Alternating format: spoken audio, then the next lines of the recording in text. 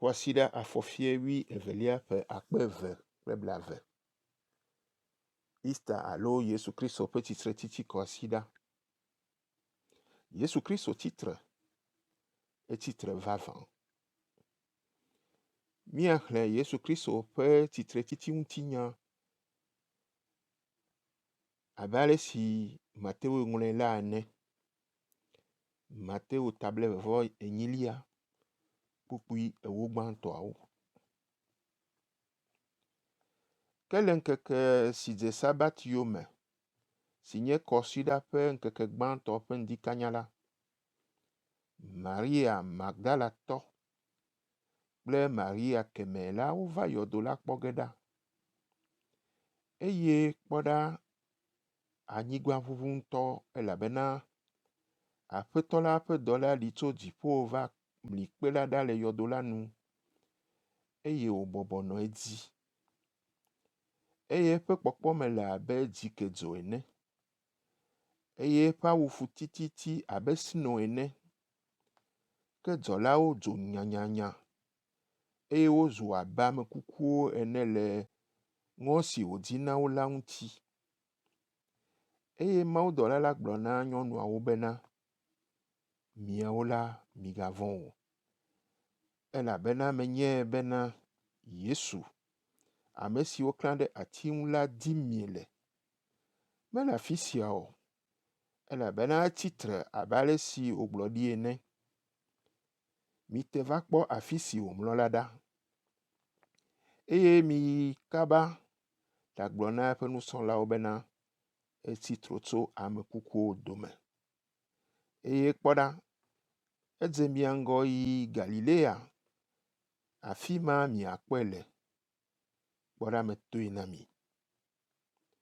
Eye wodo go tso yɔdo la me enumake kple vɔvɔ̃ kpakple dzidzɔ gã.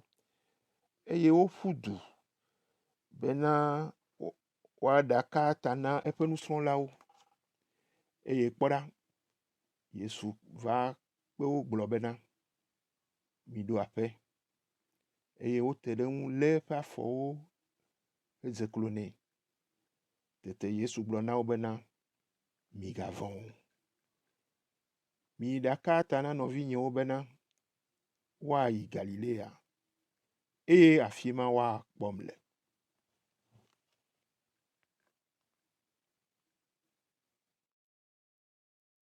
Dimanche 12 avril 2020, dimanche de Pâques, dimanche de la résurrection de Jésus-Christ. Jésus-Christ est ressuscité. Il est vraiment ressuscité. Suivons le récit de la résurrection de Jésus-Christ, tel que rapporté par l'évangéliste Matthieu. Matthieu 28, les 10 premiers versets. Après le sabbat, à l'aube du premier jour de la semaine, Marie de Magdala et l'autre Marie allèrent voir le sépulcre. Et voici, il y eut un grand tremblement de terre, car un ange du Seigneur descendit du ciel, vint rouler la pierre et s'assit dessus. Son aspect était comme l'éclair et son vêtement blanc comme la neige. Les gardes tremblèrent de peur et devinrent comme morts. Mais l'ange prit la parole et dit aux femmes, « Pour vous, ne craignez pas, car je sais que vous cherchez Jésus qui a été crucifié. Il n'est point ici, il est ressuscité comme il l'avait dit. Venez, voyez le lieu où il était couché, et allez promptement dire à ses disciples qu'il est ressuscité des morts. Et voici, il vous précède en Galilée. C'est là que vous le verrez. Voici, je vous l'ai dit. » Elles s'éloignèrent promptement du sépulcre avec crainte et avec une grande joie, et elles coururent porter la nouvelle aux disciples. Mais comme elles allaient pour l'annoncer aux disciples, Jésus vint à leur rencontre et dit, je vous salue. Elles s'approchèrent pour saisir ses pieds, et elles se prosternèrent devant lui. Alors Jésus leur dit, ne craignez pas. Allez dire à mes frères de se rendre en Galilée. C'est là qu'ils me verront.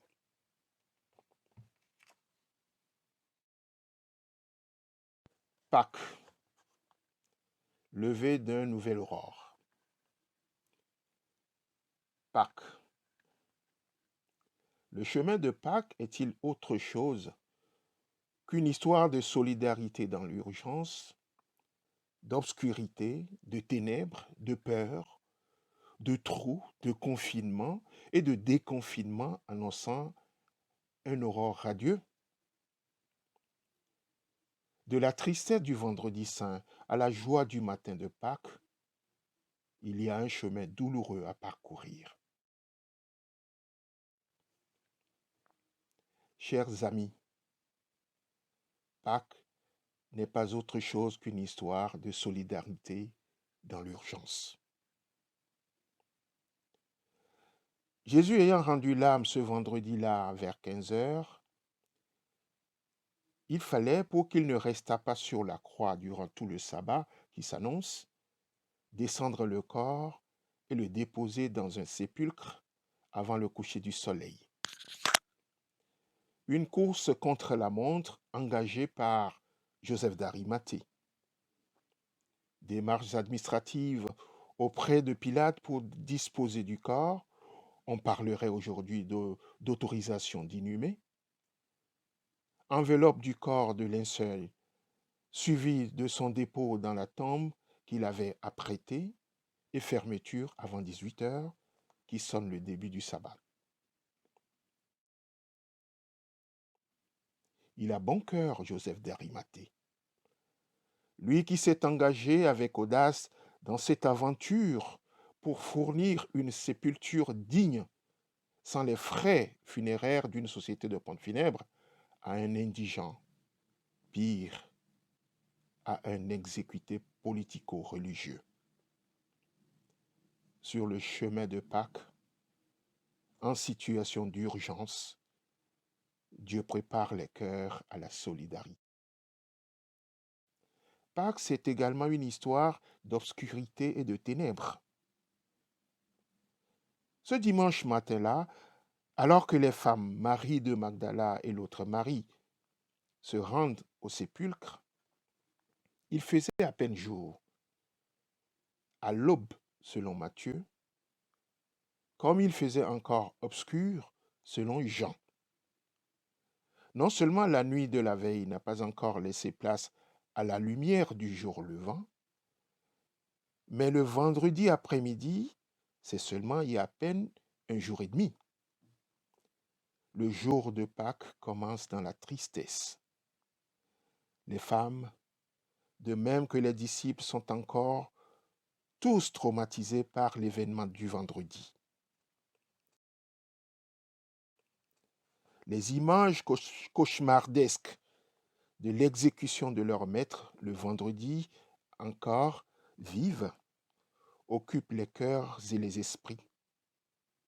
La souffrance, la mort violente et sanglante de Jésus, sa sépulture dans la précipitation sans les rites mortuaires de traitement de corps, la présence de quelques femmes qui devaient garder la bonne distance pour suivre de loin la mise au sépulcre.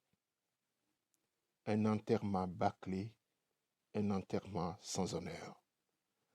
Jésus est traité comme un criminel tel que décrit dans le livre du Deutéronome au chapitre 21, les versets 22 et 23. Si l'on fait mourir un homme qui a commis un crime digne de mort et que tu l'aies pendu au bois, son cadavre ne passera point la nuit sur le bois, mais tu l'enterreras le jour même, car celui qui est pendu est un objet de malédiction auprès de Dieu, dit le Deutéronome. Tout est réuni pour que les proches de Jésus ne retrouvent pas de sitôt la lumière sur leur chemin de deuil. L'obscurité est d'autant plus profonde qu'ils avaient tout quitté pour le suivre. Déception. Maintenant, tout est fini. Ils sont orphelins. Cette atmosphère respirant la mort les plonge dans les ténèbres. Aucune lueur à l'horizon. Tout est obscurité et ténèbres. Un vrai cauchemar pour ces femmes affectées dans leur corps, leur âme et leur esprit. Obscurité et ténèbres sont incontournables sur le chemin de Pâques. Pâques, c'est aussi une histoire de peur. Oui, tout est réuni pour entretenir un climat de la peur. Les femmes ont peur. 3 fois, il est fait mention de la crainte, de la peur dans le passage. D'abord, l'ange leur dit spécifiquement à elles, « Vous ne craignez pas ». Alors que les gardiens de la mort, les gardes du tombeau, sont terrifiés comme morts, morts de peur au moment où la vie reprend ses droits. Ensuite, alors qu'elle venait de constater de visu le tombeau vide, désemparée, elle s'éloigne promptement du sépulcre avec crainte et une grande joie pour l'annoncer aux disciples toujours enfermés par peur. Le constat visuel de l'heureux événement de la résurrection du Christ n'a pas aussitôt dissipé la peur qui les tenait. Enfin, en chemin, elle rencontre le ressuscité lui-même qui, après les avoir salués, les rassure. Ne craignez pas.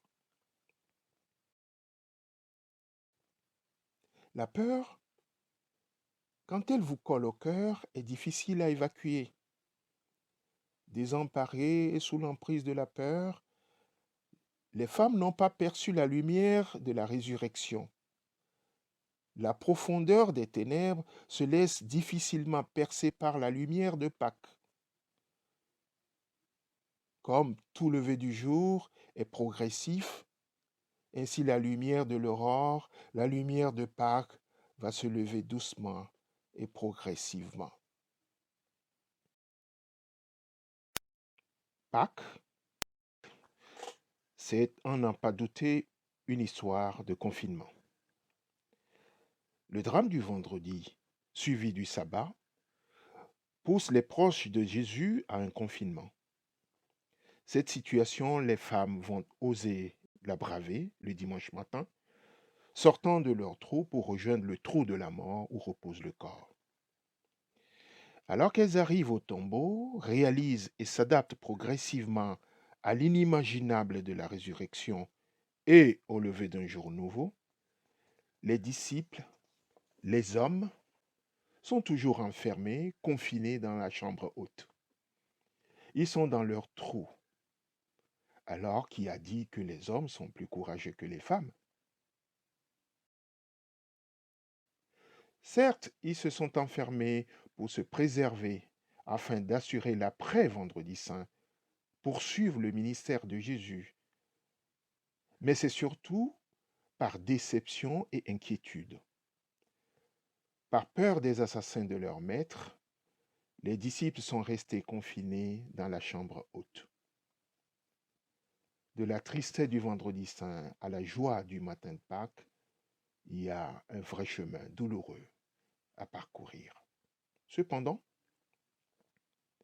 de la tristesse du vendredi saint à la joie du matin de Pâques, c'est aussi le chemin que nous parcourons aujourd'hui dans notre situation. Cette année, à cause du Covid-19, le chemin de Pâques ne se fait plus seulement à travers le récit biblique d'un événement fondateur, mais Pâques s'inscrit dans notre vécu du moment. La montée vers Pâques devient à travers notre réalité un vrai chemin à pratiquer avec ses souffrances et l'espérance de vie dont il est porteur. Dans l'inconfort de notre situation, C'est seulement dans la confiance et la paix intérieure que nous réaliserons et saurons apprécier la lumière de Pâques. Ainsi, autant qu'à l'époque de Jésus, dans notre présent, Pâques, c'est la solidarité dans l'urgence, dans le drame du Covid-19 et ses terribles conséquences. Les fins de vie douloureuses sans accompagnement, son cortège de milliers de morts avec crémation ou inhumation dans l'urgence et la précipitation, sans la présence de la famille, sans hommage. Les familles désemparées lancent des appels à l'aide. Heureusement que les cultes et aumôneries, à défaut d'une présence physique aux côtés des personnes et familles en souffrance, à l'exemple de Joseph d'Arimathée, mettent en place de nouveaux modes d'accompagnement à travers les plateformes d'écoute téléphonique et par visio. Pâques, lumière dans un drame qui se joue dans l'obscurité et les ténèbres. Avec le Covid-19, toute l'humanité se trouve dans un tunnel obscur où se mène une guerre contre un ennemi invisible. Les questions qui se posent restent pour l'heure sans réponse satisfaisante. La recherche scientifique est sur la brèche malgré la guerre entre scientifiques, mais la solution n'est pas annoncée pour aujourd'hui.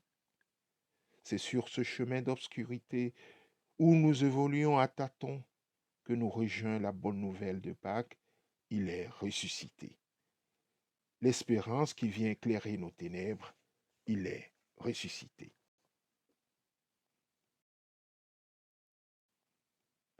Pâques, c'est aussi la sortie progressive de la peur.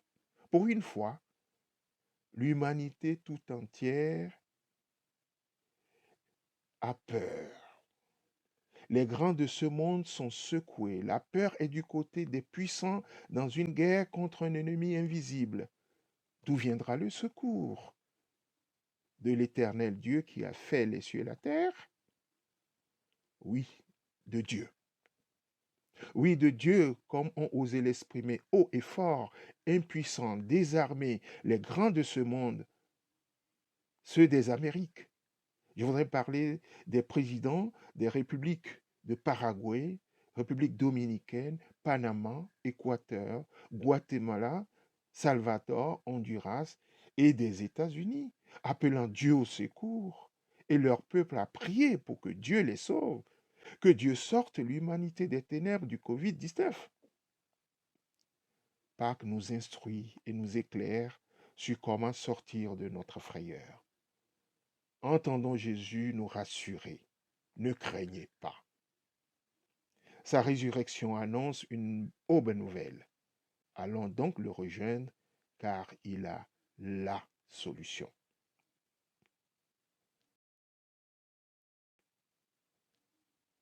Pâques, c'est également une histoire de déconfinement. Le confinement, c'est notre quotidien aujourd'hui. Qui aurait cru que sur notre planète, aujourd'hui, 3 milliards d'individus seraient cloîtrés chez eux comme dans un trou?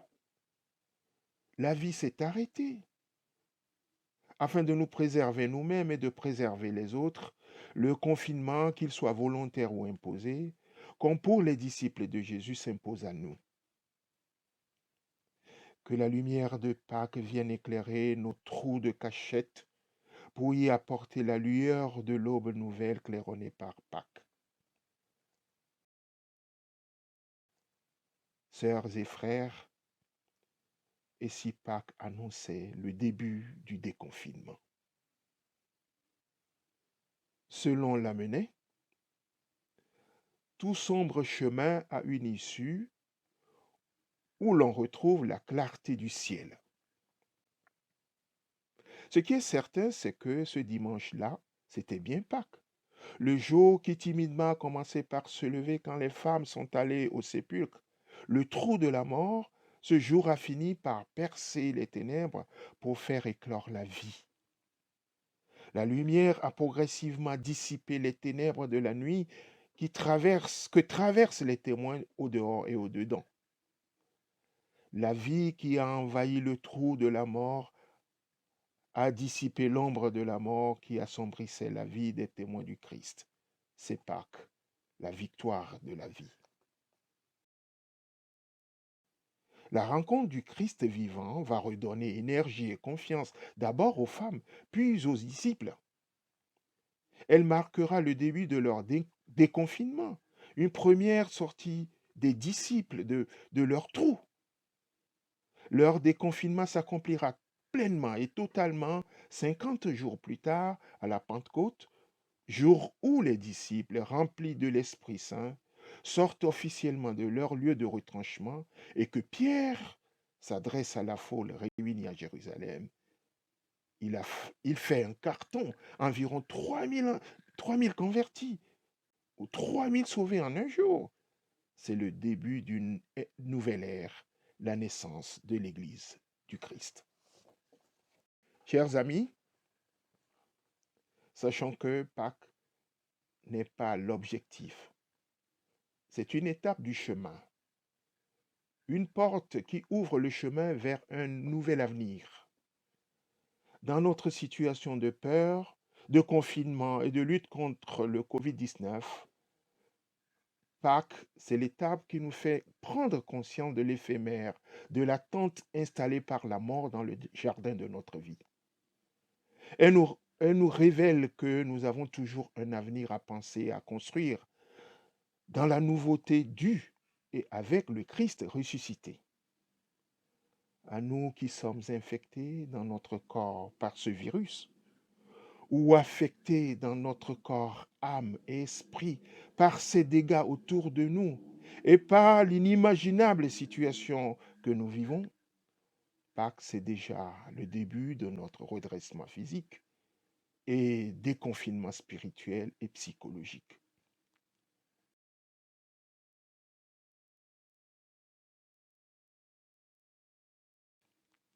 Car à Pâques, le Christ, dans sa grande discrétion, vient à notre rencontre pour nous remettre debout, nous rassurer et ouvrir notre intelligence à la confiance afin de passer de la tristesse du vendredi saint à la joie de la résurrection, la sienne d'abord et la nôtre qui progressivement en découle. Ainsi Pâques est l'aurore d'un jour nouveau à tisser avec le Christ ressuscité. C'est en l'envisageant ainsi que, dans notre contexte actuel, Pâques nous fera passer au travers des preuves de la mort à la vie, de la tristesse à la louange, du sentiment d'impuissance et d'inutilité à la reconnaissance, de l'isolement à la communion. Amen.